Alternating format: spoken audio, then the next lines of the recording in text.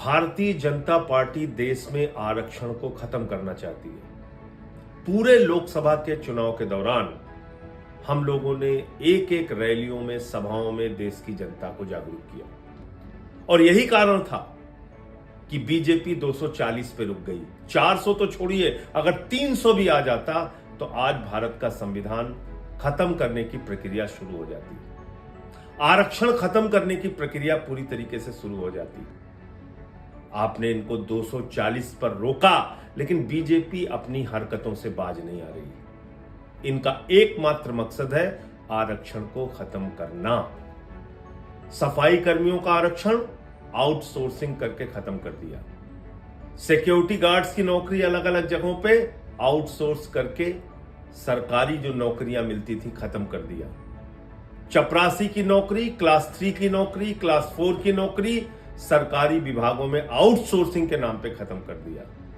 एक सबसे बड़ी नौकरी थी जिसमें दलितों की, पिछड़ों की, आदिवासियों की भागीदारी होती थी, उसमें आरक्षण खत्म कर दिया।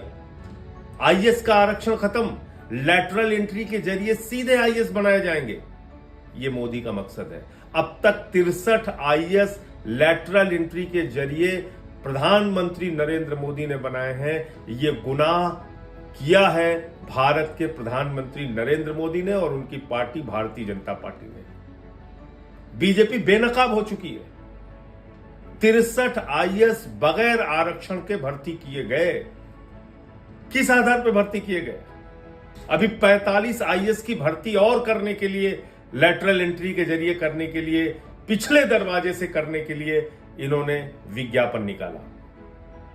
किस आधार पे आपने निकाला? आप बाबा साहब के संविधान को नहीं मानते? आप भारत की आरक्षण व्यवस्था को नहीं मानते? आप देश में आरक्षण को खत्म करना चाहते हैं? दलितों, पिछड़ों, आदिवासियों, अल्पसंख्यकों का हक छीनना चाहते हैं? तो इसलिए जरूरी है जागना, देश को जगाना। आज मजबूरी में आप सब ने इतना हल्ला मचाया, तो मजबूरी में अभी ये पता चल रहा है कि फौरी तौर पे लैटरल एंट्री करने का आदेश रद्द किया जा रहा है। लेकिन सावधान रहिएगा, मकसद है आरक्षण को खत्म करना। और एक एक चीज का हिसाब मांगिएगा। 69,000 शिक्षक भर्ती में क्या हुआ उत्तर प्रदेश में?